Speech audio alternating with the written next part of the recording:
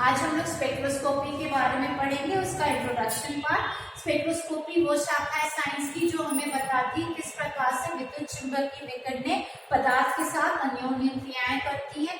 जब ये विद्युत चुंबकीय विकिरणें किसी पदार्थ पे पड़ती है तो वो जो अन्योन्य क्रियाएं करती है तो उसके लिए वो विशिष्ट जो पदार्थ है वो विशिष्ट क्वांटा ऊर्जा का अवशोषण कर लेता है या फिर उत्सर्जित करता है। तो हमेशा ये जो प्रक्रिया होती है वो डिस्क्रीट अमाउंट ऑफ एनर्जी में होती है। वो डिस्क्रीट अमाउंट ऑफ एनर्जी जो है वो क्वांटा कहलाती है।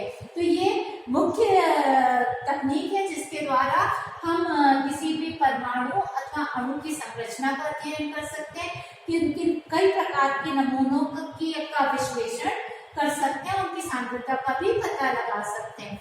जो परमाणु स्पेक्ट्रोस्कोपी है इसमें विभिन्न परमाणुओं की अन्योन्य क्रियाएं जो इलेक्ट्रोमैग्नेटिक रेडिएशन के साथ होती है उसका अध्ययन करते हैं। परमाणु प्राय अपनी ग्राउंड अवस्था में उपस्थित होते हैं और जब उनके ऊपर विद्युत चुंबकीय विकिरणें पड़ती है तो उनका इलेक्ट्रॉन निम्न ऊर्जा स्तर वाले कक्षक से उच्च ऊर्जा स्तर वाले में चला जाता है। इनके स्पेक्ट्रा सरल स्पेक्ट्रा होते हैं। मॉलिक्यूलर स्पेक्ट्रोस्कोपी में एक अणु की जो अन्योन्य क्रिया है विद्युत चुंबकीय विकिरणों से उसका अध्ययन करते हैं। इसमें जो ट्रांजिशन है वो रोटेशनल और वाइब्रेशनल घूर्णन एवं कंपन ऊर्जा स्तर पर होता है और इसके जो स्पेक्ट्रा है वो बहुत ही जटिल होते हैं। इलेक्ट्रोमैग्नेटिक रेडिएशन जो है कई बार खुद मॉलिक्यूल से भी होती है। ये मॉलिक्यूलर क्रियाओं के द्वारा होती है, आणविक क्रिया परमाणविक क्रियाओं के द्वारा या नाभिकीय स्तर पे भी हो सकती है। जब न्यूक्लियाई ऑसिलेट करते हैं या तो वैद्युत क्षेत्र में या चुंबकीय क्षेत्र में तो उनसे भी इलेक्ट्रोमैग्नेटिक रेडिएशन उत्पन्न होते हैं। क्योंकि हर प्रकार की प्रक्रिया के लिए भिन्न मात्रा की ऊर्जा लगती है तो इसलिए विभिन्न ऊर्जा स्तर पे भिन्न क्रियाएं होती हैं जो कि इस चार्ट के द्वारा दिखाई गई है। अगर नाभिकीय संक्रमण हो रहे हैं तो गामा रेज इन्वॉल्व होती है। इनकी तरंगदैर्घ्य 0.01 नैनोमीटर से। इनर शेल इलेक्ट्रॉन का संक्रमण हो रहा है तो एक्स-रेज भाग लेंगे 0.1 नैनोमीटर से। यदि जो वैलेंसी संयोजकताओं में जो इलेक्ट्रॉन है उनका संक्रमण हो रहा है तो वो निम्नलिखित क्षेत्रों में हो सकता है। वैक्यूम यूवी जिसका की वेवलेंथ 2 से 180 नैनोमीटर है। परावैक्यूम क्षेत्र जिसकी की वेवलेंथ 180 से 400 नैनोमीटर है। दृश्य क्षेत्र जिसकी की वेवलेंथ 400 से 780 है। नियर इंफ्रारेड रीजन 780 से 25,000। मॉलिक्यूलर फिर उसके बाद दूसरे आ जाते हैं यहाँ पे आणविक वाइब्रेशन कंपन एवं घूर्णन रोटेशन एनर्जी लेवल है। ये इनके लिए फार इंफ्रारेड है जिसका वेवलेंथ 25,000 से 1,25,000 होती है। फिर जो नाभिक ऑसिलेट करते हैं या इलेक्ट्रॉन ऑसिलेट करते हैं चुंबकीय क्षेत्र में तो जो ऊर्जा इन्वॉल्व होती है वो माइक्रोवेव रीजन में 0.005 से 30 सेंटीमीटर और या फिर रेडियो फ्रीक्वेंसी क्षेत्र में जिसका की मान 300 सेंटीमीटर से अधिक होता है। हम सब जानते हैं E = h, जितनी अधिक ऊर्जा होगी उतनी अधिक फ्रीक्वेंसी होगी, या फिर E = hc/λ, तो जितनी अधिक ऊर्जा होगी उतनी कम तरंगदैर्घ्य छोटी तरंगदैर्घ्य होगी। जो किसी भी पदार्थ की रंग की तीव्रता है वो सबसे अच्छा टूल माना जाता है जिसके द्वारा हम पदार्थों का की एनालिसिस कर सकते हैं और ये बेसिस बनाता है, आधार बनाता है कई सारे रासायनिक आमापनों का, तो असेस का। इसलिए इसका उपयोग किया जाता है जब विभिन्न रंगीन पदार्थ जो हैं वो अवशोषित करते हैं विशिष्ट तरंगदैर्घ्य को इलेक्ट्रोमैग्नेटिक रेडिएशंस में से, और इनका जो इंटरैक्शन है वो बहुत विशिष्ट होता है। जब इलेक्ट्रोमैग्नेटिक रेडिएशन मैटर के साथ पदार्थ के साथ अन्योन्य क्रियाएं करते हैं तो जो इंटेंसिटी है तीव्रता है विद्युत चुंबकीय विकिरणों की उसमें परिवर्तन आता है और इसे हम रिकॉर्ड कर सकते हैं फ्रीक्वेंसी के अगेंस्ट या वेवलेंथ के अगेंस्ट। तो जिस इंस्ट्रूमेंट से हम ये रिकॉर्ड करते हैं इसमें परिवर्तन फ्रीक्वेंसी या वेवलेंथ पे अवशोषकता में परिवर्तन, तो उसे हम स्पेक्ट्रोमीटर कहते हैं। दो प्रकार से कर सकते हैं, या फिर सैंपल कितना तीव्रता को अब्सॉर्ब कर रहा है, इंटेंसिटी को अब्सॉर्ब कर रहा है विशिष्ट तरंगदैर्ध्य की, उसका मापन कर सकते हैं, तो हमें अब्सॉर्प्शन स्पेक्ट्रा मिलेगा। या वो पदार्थ जिसे पहले उत्तेजित किया गया वो कितनी इलेक्ट्रोमैग्नेटिक इलेक्ट्रोमैग्नेटिक रेडिएशन उत्सर्जित कर रहा है, उसको माप सकते हैं। तो जो हमें स्पेक्ट्रम मिलेगा वो एमिशन स्पेक्ट्रम कहलाएगा। यहाँ पे ये एनर्जी लेवल डायग्राम्स हैं। ये एक एटम का है, सोडियम एटम का 1s 2s 2p 3s 3p इसके ऑर्बिटल्स हैं। यहाँ पे इलेक्ट्रॉन जो 3s में वो 3p में ट्रांजिशन करता है, संक्रमण करता है, तो उसे हम डी लाइन ट्रांजिशन कहते हैं। इसका डायग्राम ऊर्जा लेवल का सरल है क्योंकि ये एटॉमिक अवस्था में है।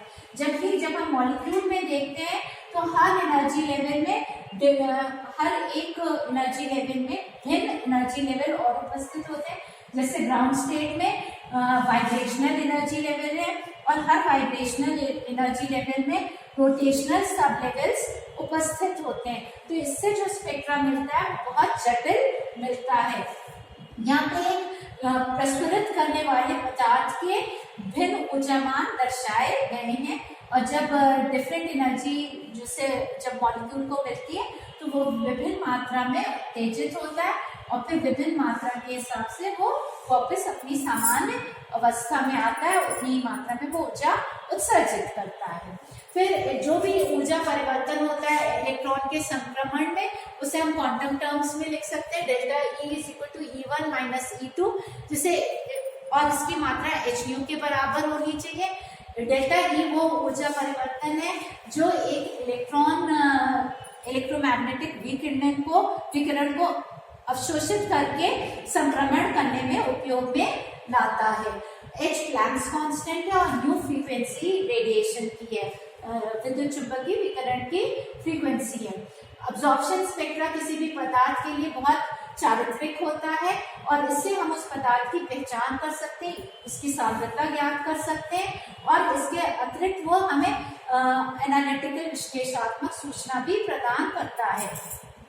कोई भी पदार्थ कई तरंगदैर्ध्यों पे प्रकाश को अवशोषित करता है, पर कुछ स्थलों पर कुछ तरंगदैर्ध्यों पे वो अधिक अवशोषित करता है। तो जिस तरंगदैर्ध्य पे वो पदार्थ अधिकतम अवशोषण दिखा रहा है उसे हम लैम्डा मैक्स कहते हैं।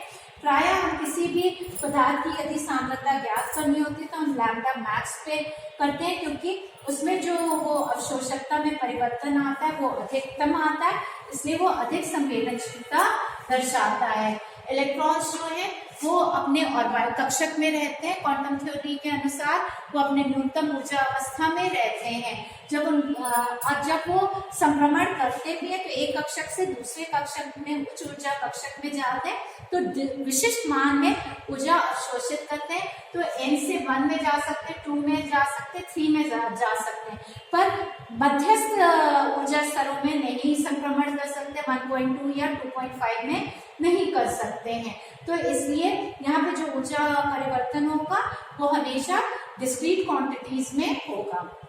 अब विभिन्न प्रकार के इलेक्ट्रॉनिक ट्रांजिशंस देखेंगे तो यहाँ सिग्मा से सिग्मा एक्साइटेड ट्रांजिशन हो रहा है और इसमें अधिक ऊर्जा लगेगी क्योंकि ये सबल बॉन्ड है, और सी ये इसका ग्राउंड अवस्था में इसका ऑर्बिटल की संरचना है और ये उत्तेजित अवस्था में ऑर्बिटल की संरचना है। फिर यहाँ पाई बॉन्ड है इस पदार्थ में, तो यहाँ पाई से पाई एक्साइटेड एंटी बॉन्डिंग अवस्था में जा रहा है और ये इसके ऑर्बिटल है सामान्य अवस्था में कक्षक का आकार, और ये जब वो उत्तेजित अवस्था में होता है।